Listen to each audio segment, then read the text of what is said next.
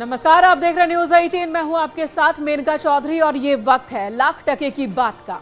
मैं हूं अनुपम और आइए सबसे पहले शुरुआत करते हैं बड़ी खबर के साथ। आप नहीं जानते कि मौत कहां से आएगी, क्योंकि आप नहीं जानते कि एक पल की लापरवाही कितनी भारी पड़ सकती है। बिल्कुल, तो अलग अलग हादसों की बात करते हैं और उन हादसों से लिए जाने वाले सबक की। ये जो तस्वीरें आप देख रहे हैं ये लखनऊ की है। तस्वीरों को गौर से देखिएगा और सोचिएगा कि गलती कहां पर हुई। क्या गलती कार ड्राइवर की थी या फिर स्कूटी सवार की? आपको बता दें कि इस हादसे ने स्कूटी चला रहे युवक की जान ले ली। महज एक सेकंड के अंदर युवक की मौत हो गई है। रोड की दूसरी ओर खड़ी महिला की मदद के लिए पहुंच भी नहीं पाई। तस्वीर पर आप अगर गौर करेंगे तो कार खड़ी हुई है, इतने में स्कूटी पास आती है। जैसे ही स्कूटी पास आती है, कार चालक गाड़ी का दरवाजा खोलता है। स्कूटी चालक जो चला रहा था युवक कार के दरवाजे से टकराता है और जमीन पर गिर जाता है। इससे पहले कोई दूसरा उसके पास पहुंचे, उसकी मौत हो जाती है।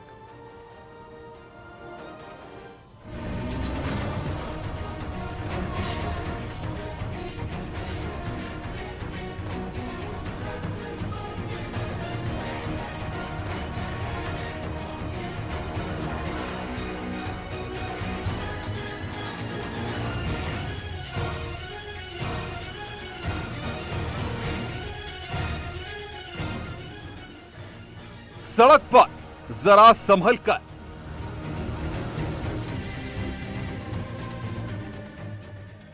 क्योंकि सामने मौत है।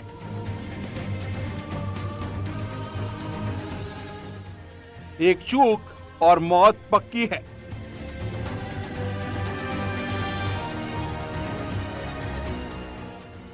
रफ्तार से है प्यार तो रहिए खबरदार, क्योंकि लापरवाही जान ले लेगी।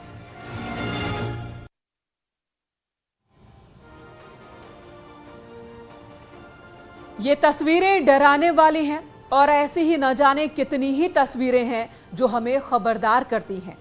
ये तस्वीरें कितनी खतरनाक हैं, अगर हम इन आंकड़ों पर गौर करें तो समझेंगे कि केंद्रीय सड़क और परिवहन विभाग के आंकड़ों के मुताबिक देश में हर साल 4,49,000 सड़क हादसे होते हैं और इन हादसों में 1,51,000 से ज्यादा लोग मारे जाते हैं। अगर रोजाना होने वाले हादसों पर नजर दौड़ाएं तो देश में हर रोज 1230 हादसे होते हैं और इनमें 414 लोगों की मौत हो जाती है। अगर उत्तर प्रदेश की स्थिति को हम समझें तो केंद्रीय सड़क और परिवहन विभाग के आंकड़ों के मुताबिक हर साल उत्तर प्रदेश में 42,572 हादसे होते हैं और इन हादसों में 22,665 लोगों को जान गंवानी पड़ती है। मतलब ये कि रोजाना प्रदेश में 116 हादसे होते हैं और एक दिन में 62 लोगों की मौत हो जाती है। अपनी टेलीविजन स्क्रीन पर जिस तस्वीर को आप देख रहे हैं ये गाजियाबाद की है, लेकिन ऐसी तस्वीर सिर्फ गाजियाबाद की नहीं है। बिल्कुल, लखनऊ हो या फिर गौतम बुद्ध नगर, गाजियाबाद या फिर बुलंदशहर, अमरोहा या फिर सहारनपुर, शहर दर शहर, तस्वीर दर तस्वीर, ऐसी ही तस्वीरों का विश्लेषण इस वक्त हम कर रहे हैं, जिसमें एक लापरवाही से कैसे जिंदगी पर हमारी ही भारी पड़ सकती है और हमारी जान जा सकती है। आप इस पूरी रिपोर्ट में देखिए।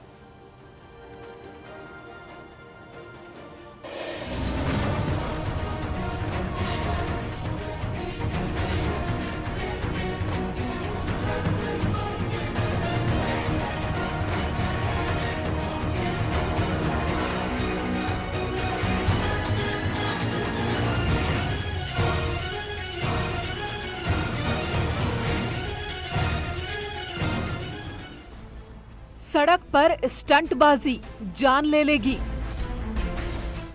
सड़क पर जरा संभल कर, क्योंकि छोटी सी लापरवाही महंगी पड़ेगी। रोड पर खबरदार, भारी पड़ेगा स्पीड से प्यार। हर तस्वीर डरावनी है, सावधान करती है। सड़क पर चलिए तो जरा संभल कर। यह तस्वीर बुलंदशहर की है। सड़क पर दौड़ रही इस लड़की को क्या मालूम कि पीछे से तेज रफ्तार में मौत आ रही है। और जब तक इसे खबर होती पीछे से आ रही तेज रफ्तार कार ने टक्कर मार दी। अब इस तस्वीर को देखिए, इस तस्वीर को देखकर क्या कहेंगे आप? ये रफ्तार का जुनून नहीं तो और क्या है। यहाँ तेज रफ्तार कार ने 2 लोगों को उड़ा दिया। ये तस्वीरें आप देख रहे हैं, ये गाजियाबाद की हैं। गाजियाबाद के सिहानी गेट इलाके से ऐसा ही एक वीडियो सामने आया है, जहां पर एक कार ड्राइवर ने ट्रैफिक पुलिस को रौंदने की कोशिश की। इस दौरान ट्रैफिक पुलिसकर्मी कार की बोनट पर लटक जाता है। घटना की सीसीटीवी फुटेज सामने आई, जिसमें ट्रैफिक पुलिस वाले को कार पर लटकता हुआ साफ देखा जा सकता है। ट्रैफिक पुलिस वाले ने इस दौरान हिम्मत दिखाई और अपनी जान को जोखिम में डाल दी, लेकिन कार सवार फरार हो गए। कहानी सिर्फ इतनी नहीं है। राजधानी लखनऊ में जो हादसा हुआ है वो हिला देने वाला है। इन तस्वीरों पर गौर कीजिए। सड़क के इस पार एक स्कूटी है, जिसके पास एक महिला खड़ी है और दूसरी ओर एक कार खड़ी है। कार के पीछे से एक स्कूटी आते हुए दिखाई देगी। स्कूटी जैसे ही कार के पास पहुंचती है, कार का ड्राइवर दरवाजा खोलता है और कार के दरवाजे से स्कूटी सवार टकरा जाता है। इस वीडियो को थोड़ा और ध्यान से देखेंगे तो पता चलेगा कि आखिर में टक्कर के होते ही युवक की मौके पर ही मौत क्यों हो गई।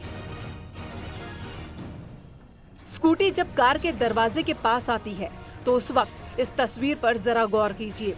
स्कूटी का अगला हिस्सा दरवाजे से नहीं टकराया, टक्कर स्कूटी सवार के पैर से हुई। यानी कार का दरवाजा स्कूटी के अगले हिस्से से नहीं, पिछले हिस्से से टकराया।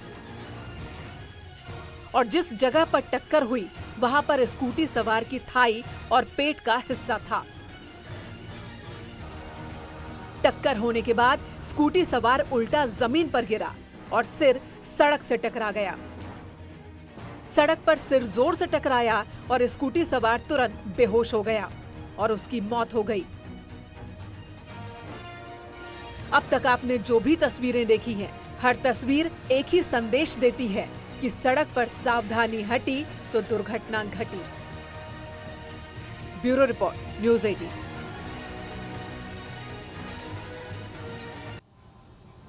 और अब आपको एक आंकड़ा बताते हैं कि हादसों के मामले में हमारा देश कहां खड़ा है। दरअसल हमारा देश हादसों के मामले में विश्व में 3रे नंबर पर है।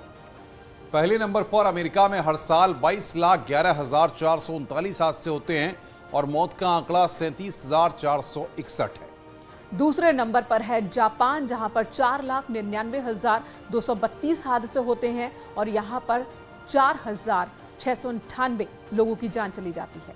लेकिन जब हम भारत की स्थिति देखते हैं तो यहाँ हर साल हादसों का आंकड़ा 4,49,000 है, लेकिन रोड हादसों में दुनिया में सबसे ज्यादा मौत भारत में होती हैं, 1,51,361। और अब देखिए कि हादसे होते क्यों हैं, यानी कि वजहें क्या क्या हैं। ट्रैफिक नियमों का उल्लंघन, ओवर स्पीडिंग, ओवरलोडिंग, वाहनों में तकनीकी खराबी, सड़कों का डिजाइन, सड़कों की खराब स्थिति, खतरनाक मोड़ पर साइन बोर्ड का ना होना या फिर होने पर भी उसका ध्यान न रखना, हाईवे पर रोड लाइट न होना, ये वो तमाम बड़ी वजहें हैं जिसकी वजह से बड़े बड़े सड़क हादसे होते हैं। और ट्रैफिक नियमों का पालन न करने की वजह से, सेफ्टी रूल का पालन न करने की वजह से लोगों की जान चली जाती है।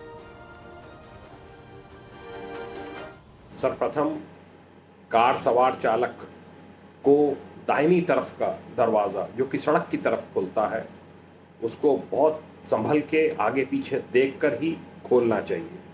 यहाँ तक कि बाईं तरफ का दरवाज़ा भी संभल के खोलना चाहिए, क्योंकि कोई हो सकता है पैदल जा रहा हो और उसको भी गंभीर चोटें आ सकती हैं। इसी प्रकार जो स्कूटी सवार हैं, स्कूटर पे हैं, मोटरसाइकिल पे हैं, उनसे भी मैं ये अनुरोध करूँगा कि गाड़ियों के बगल से बहुत करीब से ना निकलें, क्योंकि कोई भरोसा नहीं है कि कब किसी गाड़ी का दरवाज़ा खुल जाए। एसबीएसपी अध्यक्ष ओम प्रकाश राजभर और अखिलेश की राहें राष्ट्रपति चुनाव को लेकर अलग हो गई हैं। लखनऊ में ओम प्रकाश राजभर ने प्रेस कॉन्फ्रेंस की और एनडीए उम्मीदवार द्रौपदी मुर्मू को समर्थन का ऐलान कर दिया। और इस दौरान उन्होंने अखिलेश यादव पर भी निशाना साधा। अखिलेश पर अनदेखी का आरोप लगाते हुए उन्होंने कहा कि अखिलेश को शायद हमारी जरूरत नहीं है।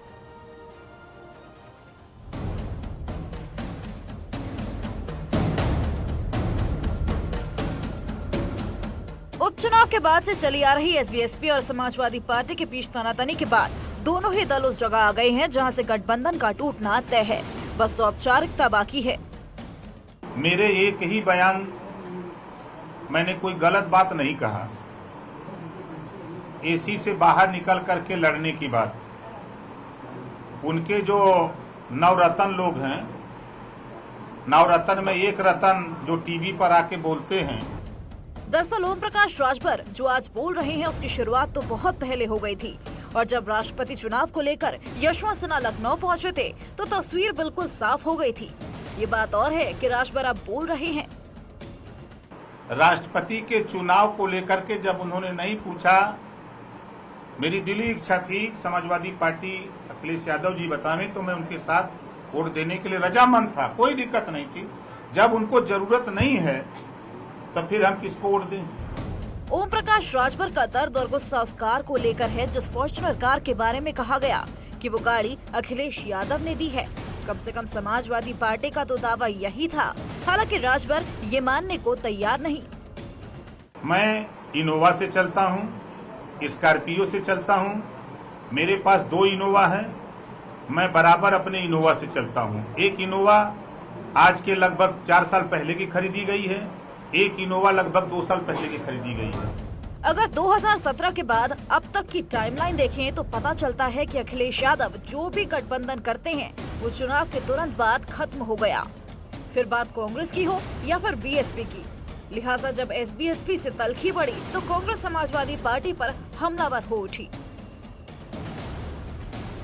राष्ट्रपति चुनाव ने एक बार फिर साबित कर दिया है कि अखिलेश यादव जी का जो महागठबंधन था अब वो टूट चुका है। बस उसकी औपचारिक घोषणा बाकी है। ये जो हिकारत के नजरिए से अपने छोटे दलों को देखने की प्रवृत्ति है अखिलेश जी के अंदर, ये खतरनाक है।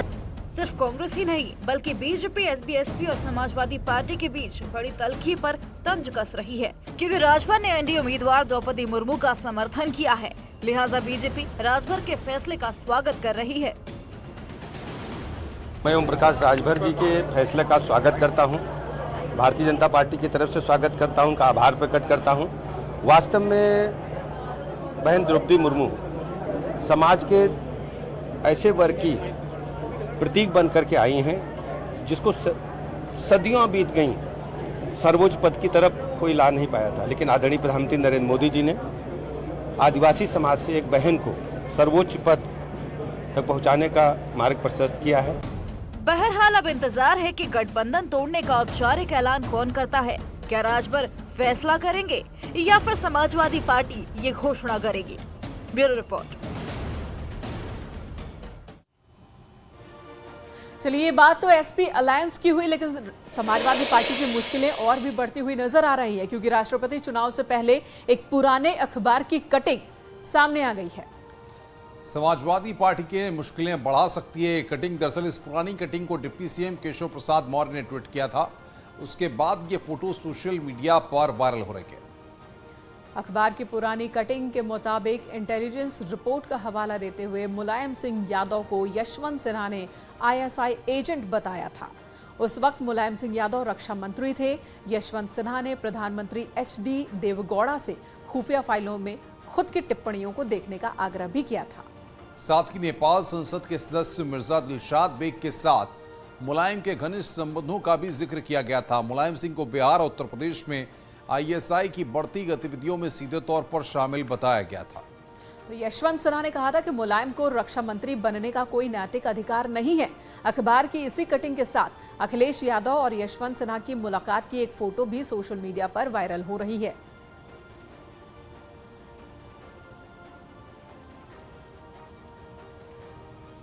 सोशल मीडिया पर जिस कैप्शंस के साथ फोटो वायरल हो रही है वो कैप्शंस भी देख लीजिए। इसमें लिखा है, वो साल दूसरा था, ये साल दूसरा है। जी हाँ, तो आदमी का अतीत उस बोतल की तरह हठी होता है जो राजा विक्रम के कंधे पर उतरने को तैयार नहीं था। उस जिन की तरह होता है हठी। अवसरवादी इस सत्य को या तो भूल जाते हैं या अपने जीवन के इस लौह नियम का अपवाद मान लेते हैं।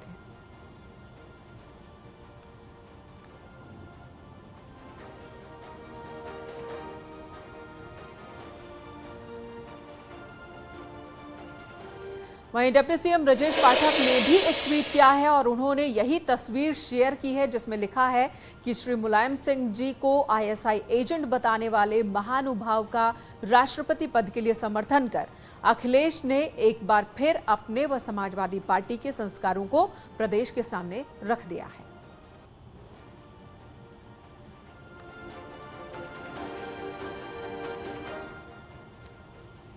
गुरुवार को संसद की कार्यवाही के दौरान किन शब्दों को असंसदीय माना जाएगा, उनकी सूची पर सियासी घमासान मचा था, तो शुक्रवार को एक नए मुद्दे पर घमासान छिड़ गया। दरअसल संसद को लेकर एक और बड़ा फैसला आया है। अब संसद की कार्यवाही के दौरान संसद परिसर में धरना प्रदर्शन पर रोक लगा दी गई है। पार्लियामेंट्री बुलेटिन में इस बारे में जानकारी दी गई। बुलेटिन में कहा गया है कि संसद भवन परिसर में धरना प्रदर्शन, भूख हड़ताल या किसी भी तरह के धार्मिक आयोजन की मनाही होगी। इसमें सभी संसद सदस्यों से सहयोग की अपील की गई है। विपक्ष ने सरकार के इस फैसले पर सवाल खड़े किए हैं। सदन की बाहर, वो भी हमारा पार्लियामेंट ही तो है, वहाँ भी अगर गांधी जी, भीमराव, बाबा साहेब आम्बेडकर की पदतले बैठे हुए अहिंसा अपनाते हुए अगर कोई बात रखने का कोशिश करे, कुछ बोलने का कोशिश करे, तो ये भी अन्याय है क्या? ये हिंदुस्तान में, सारा दुनिया में गांधी जी की पैर तले, भीमराव आम्बेडकर के पैर तले, और वो भी अगर मना करने की नौबत आते हैं तो इससे ज्यादा लोकतंत्र की अपमान और कुछ नहीं हो सकता। और अब बात एक दवा की करते हैं, एक मेडिसिन की, जिसकी शुरुआत, जिसका इस्तेमाल कोरोना काल के दौरान बढ़ा और अब भी उसका खूब इस्तेमाल हो रहा है। अक्सर ही डॉक्टर दवा की पर्ची पर इस दवा का नाम जरूर डालते हैं और ये नाम है डोलो 650। लेकिन तब शायद ही किसी के दिमाग में ये बात आई होगी कि आखिर माजरा क्या है। हर एक डॉक्टर सिर्फ डोलो 650 क्यों लिख रहा है, जबकि डोलो 650 सिर्फ बुखार की दवाई है जिसमें पैरासिटामोल होता है और ऐसी कई दवाएं मार्केट में उपलब्ध हैं जो कि डोलो 650 की जगह इस्तेमाल हो सकती हैं। फिर पर्चे पर डोलो ही क्यों? मार्केट में कॉलपाल, क्रोसिन समेत करीब 38 बड़े ब्रांड हैं जो पैरासिटामोल को अलग अलग नाम से बेचते हैं। फिर डोलो का ही इस्तेमाल क्यों ज्यादा? तो डोलो 650 को कोविड संकट में रामबाण इलाज की तरफ प्रचारित किया गया। एक वक्त ऐसा भी था कि डोलो 650 की शॉर्टेज हो गई थी।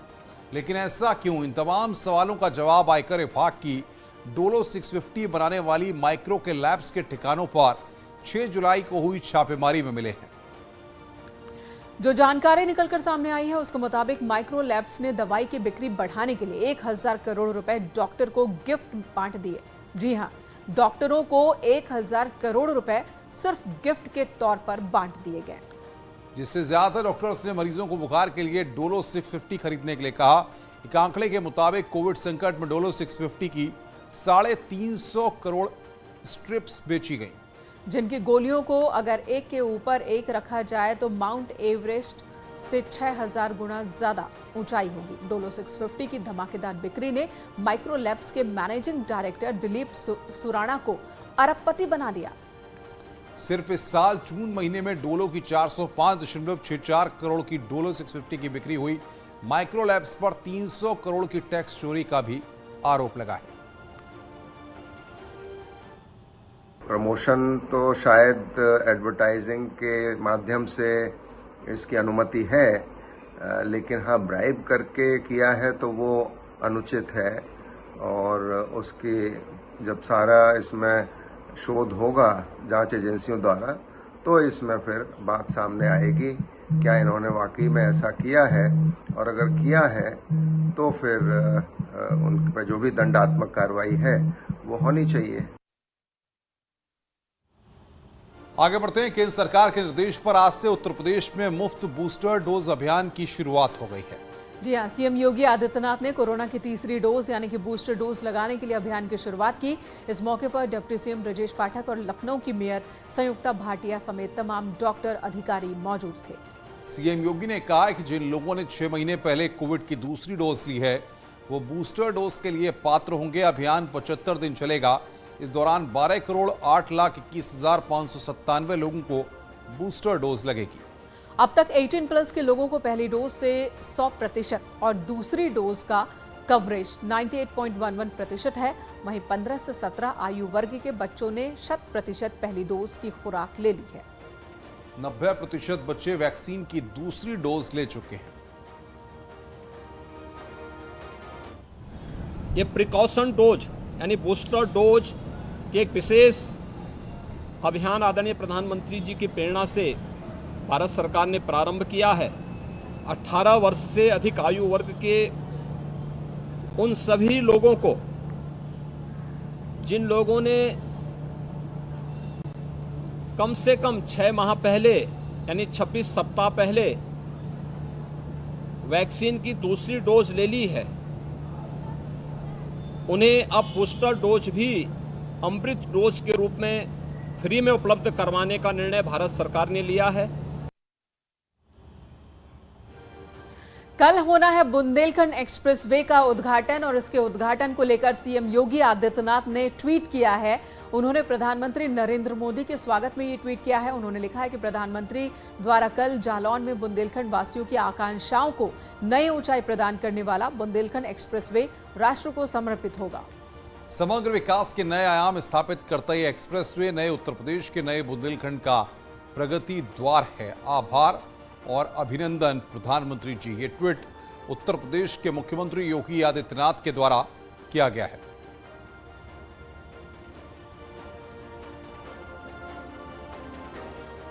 तो प्रधानमंत्री नरेंद्र मोदी के ट्वीट को रीट्वीट करते हुए स्वागत में सीएम ने ये ट्वीट लिखा।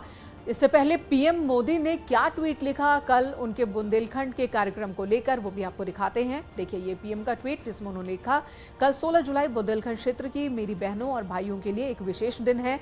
जालौन जिले के एक कार्यक्रम में बुंदेलखंड एक्सप्रेसवे का उद्घाटन किया जाएगा। ये परियोजना स्थानीय अर्थव्यवस्था और कनेक्टिविटी को बढ़ावा देगी।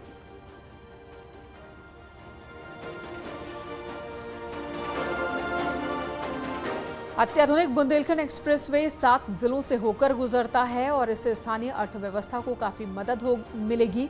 इस क्षेत्र में महान औद्योगिक विकास होगा और इससे स्थानीय युवाओं के लिए अधिक अवसर आएंगे।